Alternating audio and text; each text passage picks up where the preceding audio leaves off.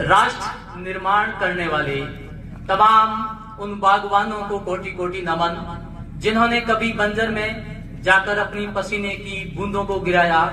छुपे हुए न जाने कितने वर्षों के वो बीज उस बंजर में उग आए। आज जब उस धरा पर जाकर आप देखते हैं तो वहां कहीं जंगल उग आए हैं, कहीं बड़े बड़े बाग लग चुके हैं, फल लग रहे हैं, बीज आ रहे हैं, और वो बीज न जाने कहां जाकर के गिरते हुए नए बागवानों का निर्माण कर रहे हैं। राष्ट्र किस तरफ चलेगा, जमाना किस तरफ देखेगा, ये सब तय करते हैं माननीय परम श्रद्धेय रेस्पेक्टेड हमारे गुरुजन। एक अबोध बालक अपनी माँ की गोद से पापा की अंगुली पकड़ते हुए दादा दादी और नाना नानी की कहानियों को सुनता हुआ, जबरदस्त चेहरे की मुस्कुराहट और एक जीवन जीने की उत्कंठा के साथ जब दोनों पैरों पर खड़ा होकर के चलता है तो सबसे ज्यादा विश्वास अपने प्राइमरी शिक्षक पे करता है। इस विश्वास के साथ वो उस देवालय को ज्वाइन करता है कि मुझे यहाँ से सब कुछ सीखने को मिलेगा, और उसी विश्वास को आप पूर्णतः साबित करते हैं।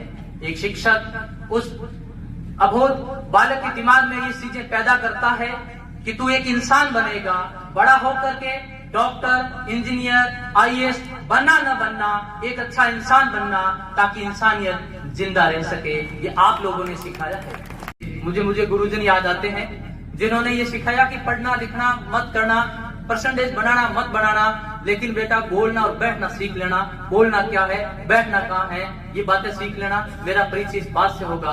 अगले गुरुजी ने सिखाया कि जिंदगी में कुछ भी बन लेना, काम इतना करना कि दौलत और शोहरत तुम्हारे पीछे भगे, न कि तुम दौलत और शोहरत के पीछे भगो। और उन्हीं बातों ने एक अच्छे स्टूडेंट के निर्माण करने में महत्वपूर्ण भूमिका निभाई। 50 विलेजर एक मिशन है, एक मॉडल था कि हम बिना कोचिंग के सेल्फ स्टडी के जरिए उन बच्चों को एक इन्वायरमेंट देकर के उस इंस्टीट्यूटों में भेज सकते हैं जिसके लिए हम डरते हैं।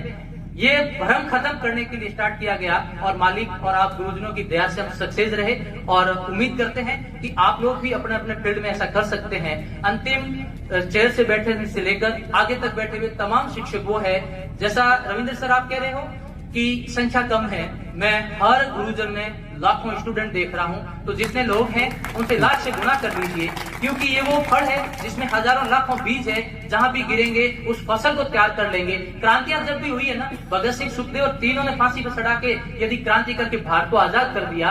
एजुकेशन क्रांति अभी बाकी है, विश्व में कहीं नहीं हुई, और ख्वाहिश ये है वो हिंदुस्तान में हो, ख्वाहिश ऐसी है कि वो राजस्थान में हो, और मेरी तो ख्वाहिश है कि वो बाड़मेर में हो। और मैं आपसे प्रॉमिस करके जा रहा हूँ, विद इन 5 ईयर हम इस क्रांति का आगाज कर रहे हैं, और इन्वाइट कर रहा हूं आप तमाम लोगों को, आइए रेगिस्तान के उस अंतिम व्यक्ति से मिलिए जिसको ये पता नहीं है कि शाम कैसी होगी, सुबह कैसी होगी, रेगिस्तान के अंदर जीना क्या होता है। अभाव में जीता वो वह व्यक्ति सकारात्मकता के साथ उठ खड़ा होता है अपनी मेहनत के जरिए, कि मैं खेती के जरिए किसानी करूंगा, मैं मेहनत मजदूरी करके पढ़ूंगा, और जिस भी जॉब में जाऊंगा उस जॉब की पहचान को और ऊंचा कर दूंगा, क्योंकि आप जैसे टीचर्स उस भावी पीढ़ी को तैयार कर रहे हैं। इस नकारात्मकता को खत्म करिए कि क्या हो रहा है राष्ट्र में, कुछ मतलब नहीं है। हमारी लकीर को बढ़िया करिए, उससे इतना लंबा कर दीजिए कि साइड वाली लकीर को नहीं देखना। सड़क पे गड्ढे हैं, सड़क टूटी हुई है, हमें रोना नहीं है, हमें अपनी नई सड़क बनाना है। राहगीर स्वतः अपनी सड़क पे चल पड़ेंगे, फिर देखना कि वो सड़क का मालिक सही करता है कि नहीं करता, वो सड़क अपने आप सही हो जाएगी।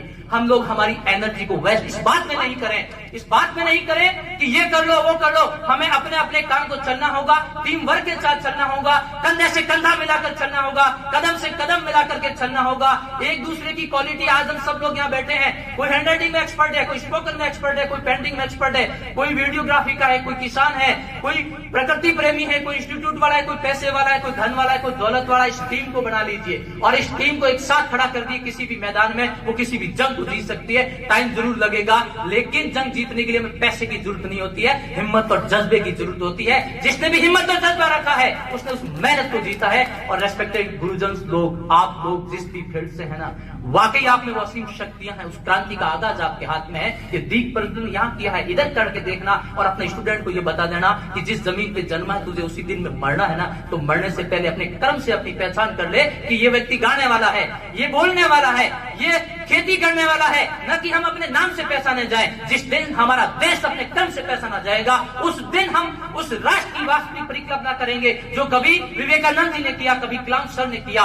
शब्द वास्तव में क्या होते हैं? अपने विचार होते हैं। विचार क्या है? उस बच्चे को बोलने दीजिए, उसकी ट्यूशन को करने दीजिए। वो बनना क्या चाहता है वो बनाइए, न कि डॉक्टर इंजीनियर आईएएस बनाइए। उसको इंसान बनाइए। एजुकेशन का मतलब कलाम सर ने बोला है कि शिक्षा चेहरे की मुस्कुराहट बने। और आइए हम सब लोग मिलकर यहाँ से उस मुस्कुराहट को एक घर तक ले चले, उस मुस्कुराहट को समझाएं कि तू एक इंसान है, तू रोबोट नहीं है। तुझे ओपन जेल मत दीजिए बच्चे को, जन्म से लेकर 12वीं तक या ग्रेजुएशन तक तुझे ये बनना है। उसे समझाइए कि परिवार क्या होता है, उसे समझाइए कि इंसान होता क्या है, उसे समझाइए कि आपकी थॉट आपको कैसे अलग कर सकती है, आपकी राहें कब बदल दे और कब कहां किस पहुंचा दे। रविंद्र सर नवोदय थे, इंजीनियर बने, एक घटना हुई, उनकी आंखें से साइड चली गई, उन्होंने अपनी राह सुनी और उस राह की बदौलत यहाँ पर है। तो मालिक जो हमारे लिए डेस्टिनेशन तय करता है, उसको पता है कब और क्या करना है। यदि वाकई हम एक अच्छे उद्देश्य के लिए इकट्ठे हैं तो अपनी उस आत्मा को और ऊंची आवाज दीजिए, उसको और दूर तो इसे कैसे कि मेरी उम्र का कोई पड़ाव नहीं है, मैं रिटायरमेंट नहीं हूं, क्योंकि मेरे अंदर जज्बा। अपने घर से शुरू करिए, अपने दोस्तों स्टार्ट करिए,